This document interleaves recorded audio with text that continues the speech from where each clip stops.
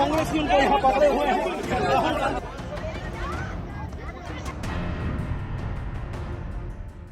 दिल्ली की सियासत में आज ऐसा हाई वोल्टेज ड्रामा देखने को मिला जिसने पूरे देश का ध्यान अपनी ओर खींच लिया। प्रधानमंत्री आवास के बाहर धरने पर बैठे राहुल गांधी, प्रियंका गांधी, अखिलेश यादव और कई विपक्षी नेताओं को पुलिस ने हिरासत में ले लिया। नारे गूंज रहे थे, पुलिस कार्रवाई कर रही थी और कैमरों में कैद हो रहे थे वो पल जिन पर अब पूरे देश में सियासत गर्मा गई है।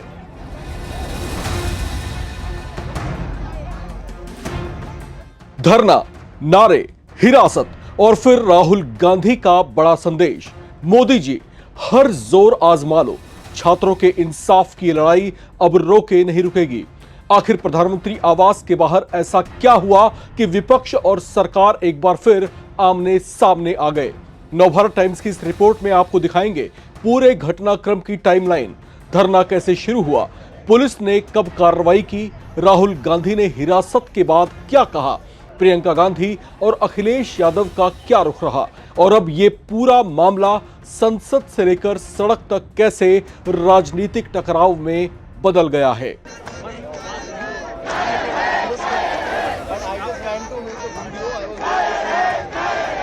प्रधानमंत्री आवास के करीब कांग्रेस और अन्य विपक्षी नेताओं का विरोध प्रदर्शन उस समय तेज हो गया जब पुलिस ने धरने पर बैठे नेताओं को हिरासत में लेना शुरू किया।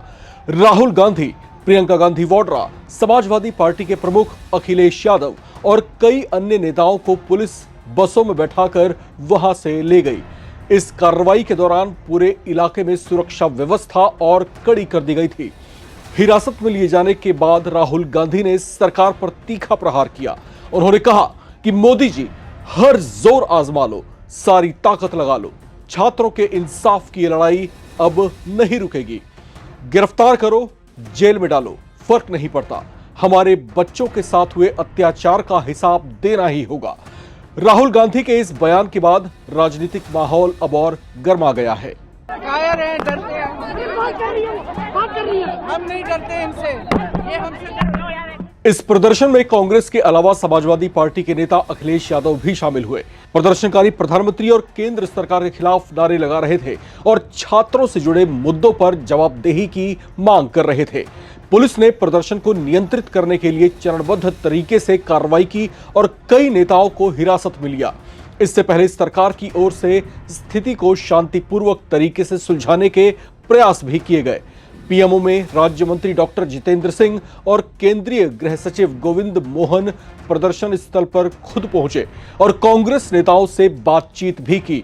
सरकार की ओर से संवेदनशील क्षेत्र की ओर सुरक्षा और ज्यादा बढ़ा दी गई थी, जबकि विपक्ष अपनी मांगों पर कायम रहा।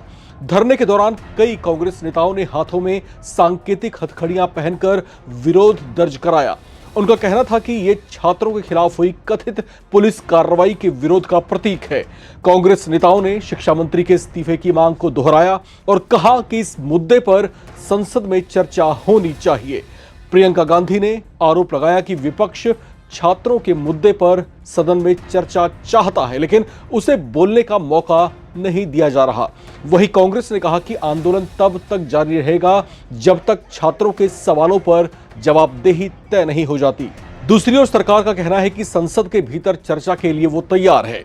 इस बीच बीजेपी के राष्ट्रीय अध्यक्ष नितिन नबीन का भी एक बयान सामने आया है, जिसमें उन्होंने राहुल गांधी पर तंज कसते हुए कहा कि सरकार हर मुद्दे पर बातचीत के लिए तैयार है।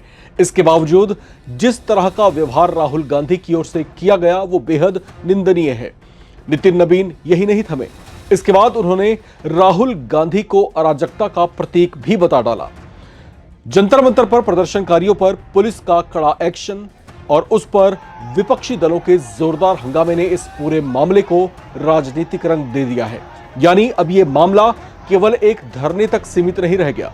ये छात्रों के मुद्दे, संसद में चर्चा, पुलिस कार्रवाई और सरकार विपक्ष के टकराव का बड़ा राजनीतिक विषय बन चुका है। आने वाले दिनों में इस पर संसद के भीतर और बाहर दोनों जगह बहस तेज रहने की संभावना है।